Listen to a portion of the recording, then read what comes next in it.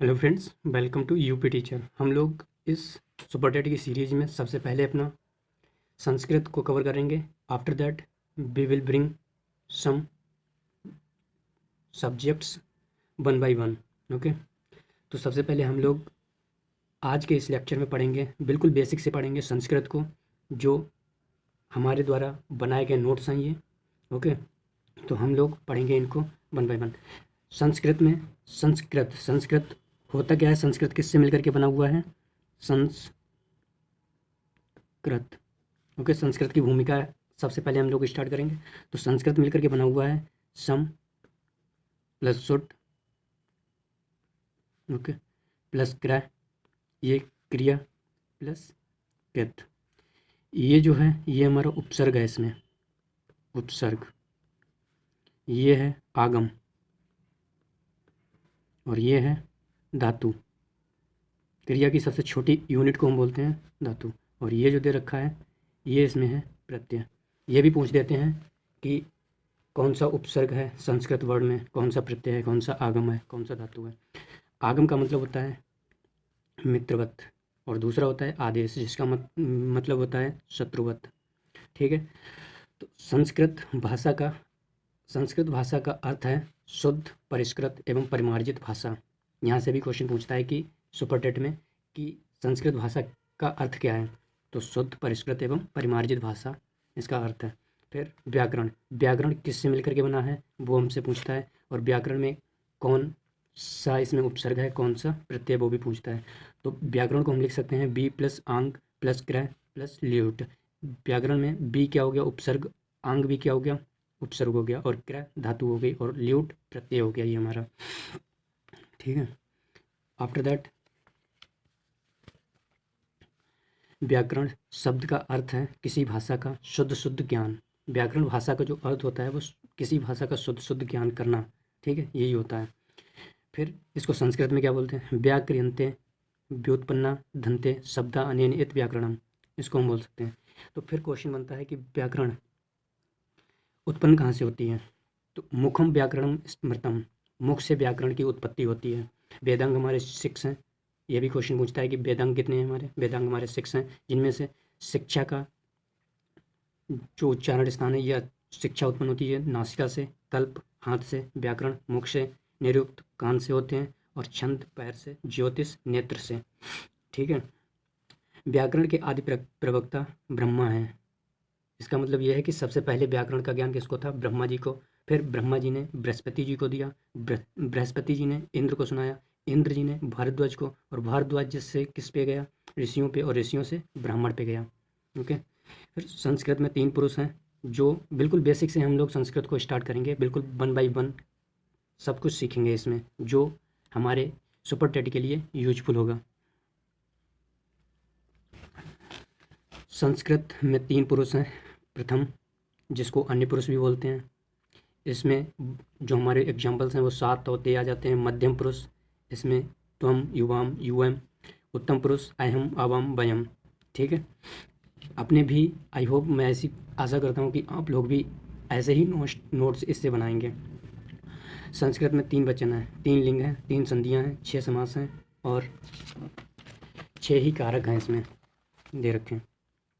फिर 22 उपसर्ग हैं, 4 अयोगवाह हैं, 8 उच्चारण स्थान हैं, 9 स्वर हैं, 33 व्यंजन हैं, 14 माहेश्वर सूत्र हैं, 14 इत्संज्ञक वर्ण हैं, 42 प्रत्याहार हैं, और 21 सुप हैं, 18 तिड़ हैं, और हमारे फिर 8 स्त्री प्रत्यय हैं, 8 भरत मुनि के अनुसार रस हैं, और 7 विभक्तियाँ हैं।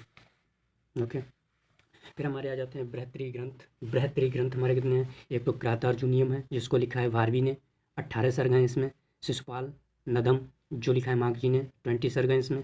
नैषधीय चरितम, श्रीहर्ष जी ने लिखा है, जिसमें 22 सर्ग हैं।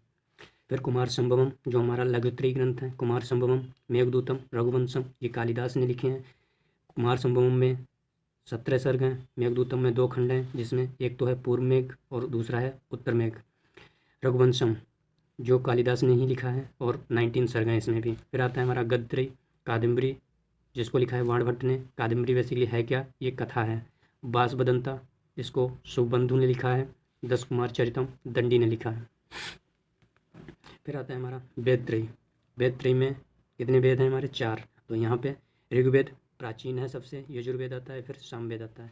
और हमारा जो नोट पॉइंट में पड़ा हुआ है कि अथर्ववेद सबसे अर्वाचीन वेद है, इसको भी याद रखना है, ये भी पूछता है सुपर टेट के एग्जाम्स में। कार्तार्जुनियम के 3 सर्ग जो होते हैं उनको बोला जाता है पाषाण त्रयी, जिसके 3 सर्ग कौन कौन से? एक तो प्रथम सर्ग हो गया, द्वितीय सर्ग हो गया और तृतीय सर्ग, इनको बोलते हैं पाषाण त्रयी। फिर हमारे आते हैं गुण त्रयी, सत्वगुण, रजोगुण, तमोगुण, ये हमारे होते हैं गुण त्रयी। फिर मुनित्रयी, मुनित्रयी में पाणिनि, कात्यायन, पतंजलि, इन तीनों लोगों को बोला जाता है मुनित्रयी या फिर त्रिमुनि। अब हम लोग पढ़ेंगे पाणिनि के बारे में, इन त्रिमुनि के बारे में अलग अलग सेपरेट पढ़ेंगे इनके बारे में। अष्टाध्यायी के लेखक महर्षि पाणिनि हैं, अष्टाध्यायी के लेखक महर्षि पाणिनि हैं। इसमें 8 अध्याय हैं, 32 पाद हैं और लगभग 4000 सूत्र हैं। 4000 लगभग में हैं, तो अगर एक्चुअल में बोला जाए तो 3996। ओके। अष्टाध्यायी के प्रत्येक अध्याय में 4-4 पाद हैं। अष्टाध्यायी का प्रथम सूत्र वृद्धिरादैच, अंतिम सूत्र आ है। ओके। अष्टाध्यायी सूत्र शैली में लिखा गया है। अष्टाध्यायी की अगर पूछा जाए कि किस शैली में लिखा गया है तो सूत्र शैली में लिखा गया है अष्टाध्यायी को। अष्टाध्यायी शब्द में द्विगु समास है। अष्टाध्यायी में अगर समास पूछा जाएगा तो द्विगु समास हो जाएगा। फिर इसका समास विग्रह कैसा होगा? इसका समास विग्रह होगा अष्टानाम, अध्यायानाम, समाहार। ठीक है, इसका समास विग्रह हो जाएगा। फिर पूछा जाएगा कि जाम्बीपति विजयम और पाताल विजयम को किसने लिखा है? वो भी पाणिनि ने ही लिखा है। फिर पूछा जाएगा पिता कौन थे पाणिनि के? तो पणिन हो जाएगा। माता दाक्षी हो जाएंगे। पितामह शलक हो जाएंगे। गुरु वर्ष और उपवर्ष। वंश अगर पूछा जाएगा तो नंद वंश हो जाएगा। शैली अगर पूछी जाएगी तो सूत्रात्मक। जन्म स्थान इनका जो था वो अटक जिले के शालातोई नामक ग्राम में हुआ था। शिक्षा इनके तक्षशिला विश्वविद्यालय में हुई है। समय मैक्स मूलर इनके समय को वो मानते हैं 350 वर्ष ईसा पूर्व, और डॉक्टर वासुदेव शरण अग्रवाल इनका समय जो मानते हैं वो मानते हैं 500 से 400 वर्ष ईसा पूर्व। फिर आता है कात्यायन। कात्यायन का अपर नाम अगर पूछा जाएगा तो वररुचि हो जाएगा और वार्तिकार कात्यायन। स्वर्गारोहण भी अगर पूछा जाएगा तो कात्यायन को ही बोला जाता है। कात्यायन के वार्तिक गद्य और पद्य दोनों में लिखे हैं। कात्यायन पाणिनि के समकालीन थे। पतंजलि के बारे में अगर पूछा जाएगा तो योग सूत्र, महाभाष्य, महानंद काव्य, ये किसने लिखे हैं? तीनों पतंजलि ने ही लिखे हैं। जन्म समय अगर पूछा जाएगा तो 150 वर्ष ईसा पूर्व माना जाता है। माता का नाम इनका गोनिका था, निवासी गोनी गोंडा जो मध्य प्रदेश में पड़ता है।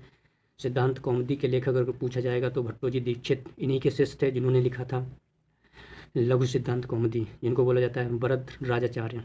लघु सिद्धांत कौमुदी का प्रथम सूत्र जो है वो है हल्यंतम, और अंतिम सूत्र की बात करें तो आता है यूनस्ती। सूत्रकार बोला जाता है किसको? पाणिनि को। वार्तिकार कात्यायन को, और वररुचि कात्यायन को ही बोला जाता है। और भाष्यकार अगर बोला जाता है तो पतंजलि को, और वृत्तिकार अगर बोला जाता है तो भट्टोजी दीक्षित को। अगर पूछा जाए कि पाणिनि कौन थे तो पाणिनि एक शैव थे। ओके, पाणिनि कौन थे? तो पाणिनि एक शैव थे। यहाँ से भी क्वेश्चन बनता है। तो इस वीडियो लेक्चर में हम इतना ही रखेंगे, बाकी आगे हम स्टार्ट करेंगे माहेश्वर सूत्र से, जहाँ से क्वेश्चन बहुत ज़्यादा बनने की उम्मीद रहती है सुपर टेट के एग्जाम्स में। Thank you.